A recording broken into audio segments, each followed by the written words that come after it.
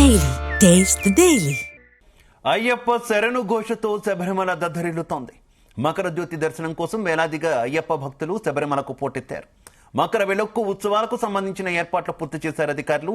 ప్రతి ఏడాది సంక్రాంతి రోజున శబరిమల కొండలకు ఎదురుగా ఉన్న పొన్నంబలమేడుపై మకర జ్యోతిని వెలిగిస్తారు.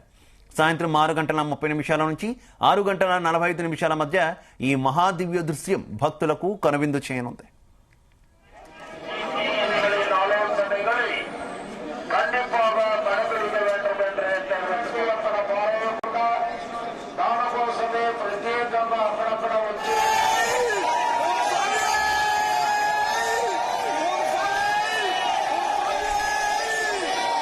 సాయంత్రం దీపారాధన అనంతరం పొన్నంబలమేడు కొండపై మకర జ్యోతి 3 సార్లు దర్శనమివ్వనుంది. ఈ అద్భుతమైన ఘట్టాన్ని వీక్షించేందుకు దేశవ్యాప్తంగా లక్షలాది మంది భక్తులు మాలధారణ ఇరుముడితో శబరిమలకు చేరుకున్నారు. మకర జ్యోతి దర్శనం సందర్భంగా సన్నిధానం, పంబ, శబరిమల కొండ, నీలిమల ప్రాంతాల్లో భక్తులు కిక్కిరిసిపోయారు.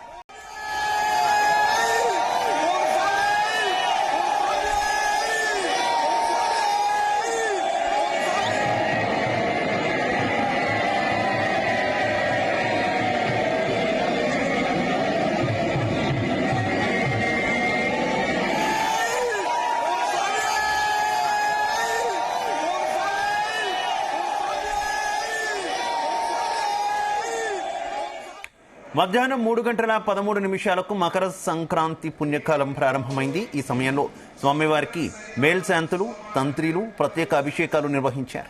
జనవరి 12న పందలం రాజప్రసాదం నుంచి బయలుదేరిన స్వామివారి పవిత్ర ఆభరణాలు 5:20 ప్రాంతంలో సన్నిధికి చేరుకుంటాయి. ఈ ఆభరణాలను అయ్యప్ప స్వామికి అలంకరించి మహాదీపారాధన నిర్వహిస్తారు తంత్రులు.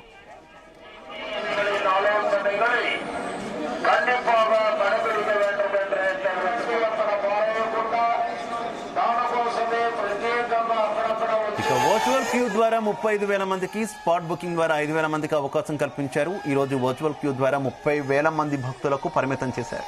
ఇక జనవరి 15 నుంచి 18 వరకు ప్రతిరోజు 50,000 మందికి వర్చువల్ క్యూ ద్వారా, 5,000 మందికి స్పాట్ బుకింగ్ ద్వారా అనుమతి కల్పించారు. ఓవరాల్ గా జ్యోతిని దర్శించుకునేందుకు దాదాపు 2 లక్షల మందికి పైగా అయ్యప్పలు డైరెక్ట్ గా శబరిమలలో ఉన్నట్టు తెలుస్తోంది. ఇక అక్కడ ఉన్నటువంటి తాజా పరిస్థితికి సంబంధించి మరింత సమాచారం మా కరెస్పాండెంట్ శ్రీకాంత్ అందిస్తారు. శ్రీకాంత్.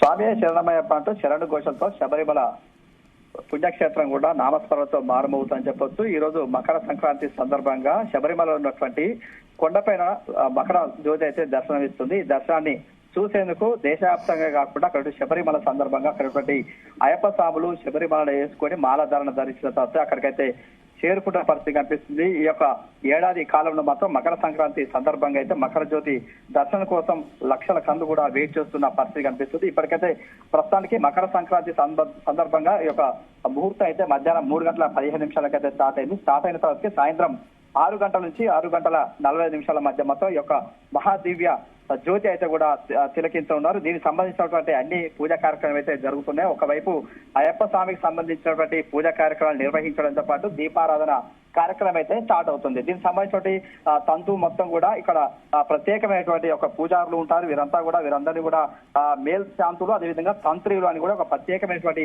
అభిషేకాలు అయితే నిర్వహిస్తూ వస్తుంటారు. ఈ క్రమంలో ఇప్పుడు మరొక 15 నిమిషాల్లో మాత్రం అయ్యప్ప స్వామి దేవాలయానికి చేరుకుంటారు. చేరుకున్న తర్వాత స్వామికి సంబంధించినటువంటి ప్రత్యేకమైనటువంటి ఆభరణాలు అయితే ధరిస్తారు. ధరించిన తర్వాత ఈ యొక్క పూజా కార్యక్రమం అయితే స్టార్ట్ అవుతుంది. దాదాపుగా అది 45 నిమిషాల పాటు ఒక అయ్యప్ప స్వామికి సంబంధించిన ప్రత్యేకమైన పూజా కార్యక్రమాలు నిర్వహించడం, అదే కాకుండా దానికి సంబంధించినటువంటి దీపారాధన కార్యక్రమం అయితే చేపడతారు. చేపట్టిన తర్వాత సుమారుగా 6:30 నుంచి 6:45 పాటు కూడా మకర జ్యోతి అయితే 3 సార్లు దర్శనమిస్తుంది. ఈ యొక్క ఏతుడు కూడా మహాజ్యోతిని తిలకించేందుకు వేల సంఖ్యలో కాకుండా కూడా లక్షల సంఖ్యలో కూడా అందరూ కూడా వెయిట్ చేస్తూ ఉంటారు. ఈ క్రమంలో శబరిమలకైతే కూడా భారీగా అయితే అయ్యప్ప స్వాముల పోటెత్తారని చెప్పొచ్చు. ఈ క్రమంలో వారి యొక్క ఏతుందో కూడా దానికి సంబంధించిన అయ్యప్ప స్వామి యొక్క శరణ ఘోషలతో కూడా కాలినడకనైతే పైకి చేరుకుంటున్నారు. మరి కొద్దిసేపట్లో కూడా ఈ యొక్క మకర జ్యోతి దర్శనమిస్తుంది కాబట్టి దీనికి సంబంధించినటువంటి ఏర్పాట్లను కూడా స్థానికంగా ఉన్నటువంటి పోలీసు అయితే ఏర్పాట్లు చేసిన పరిస్థితి కనిపిస్తుంది. ఎందుకంటే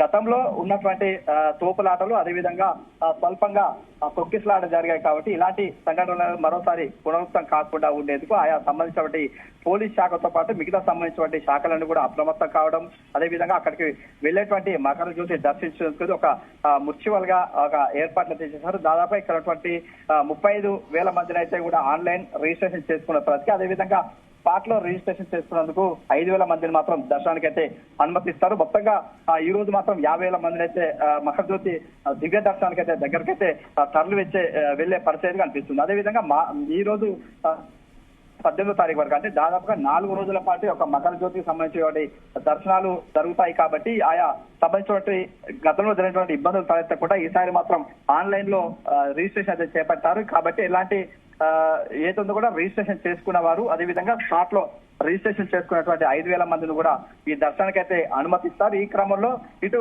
కొండపైకి నుంచి అదేవిధంగా ఏతుందో అయ్యప్ప స్వామికి సంబంధించిన పక్కనే ఉన్నటువంటి ఎదురుగా ఉన్నటువంటి పొన్నంబలమేడు అనే ఒక కొండపై కూడా మకర జ్యోతి అయితే వెలుగుతుంది.